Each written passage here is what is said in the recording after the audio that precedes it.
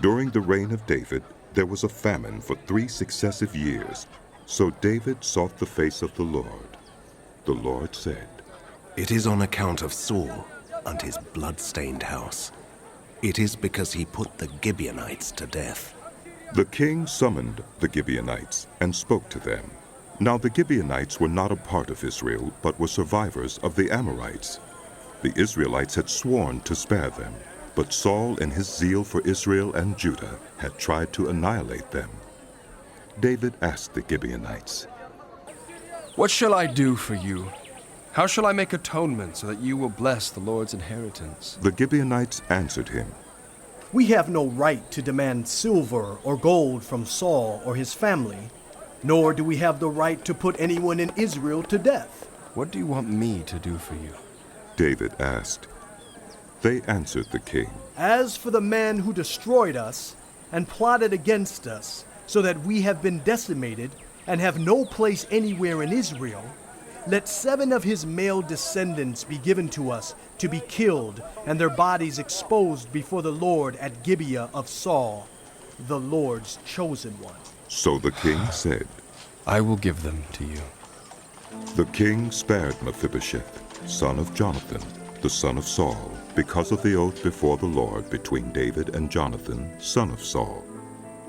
But the king took Armoni and Mephibosheth, the 2 sons of Ai's daughter, Rizpah, whom she had borne to Saul, together with the 5 sons of Saul's daughter, Merab, whom she had borne to Adriel, son of Barzillai, the Maholathite.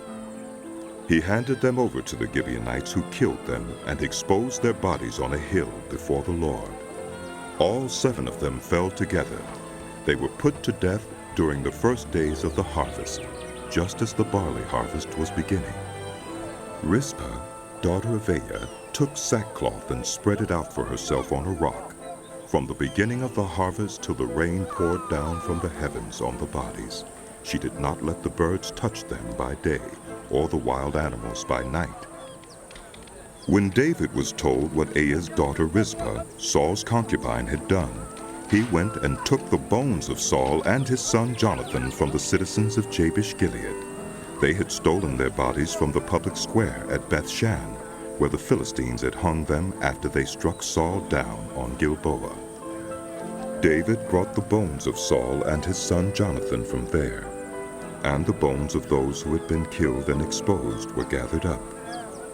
They buried the bones of Saul and his son Jonathan in the tomb of Saul's father Kish at Zelah in Benjamin, and did everything the king commanded.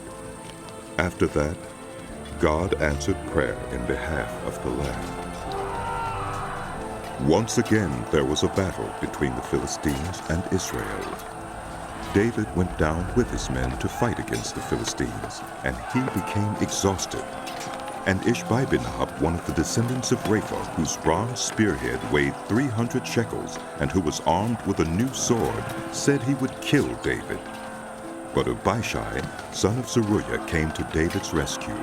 He struck the Philistine down and killed him. Then David's men swore to him, saying, "Never again will you go out with us to battle, so that the lamp of Israel will not be extinguished." In the course of time, there was another battle with the Philistines at Gob.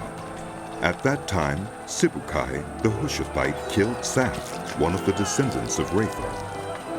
In another battle with the Philistines at Gob, Elhanan, son of Jair the Bethlehemite, killed the brother of Goliath the Gittite, who had a spear with a shaft like a weaver's rod.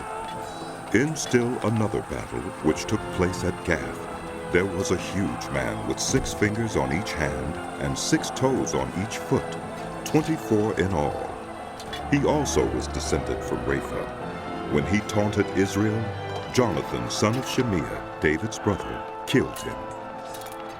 These 4 were descendants of Rapha in Gath, and they fell at the hands of David and his men.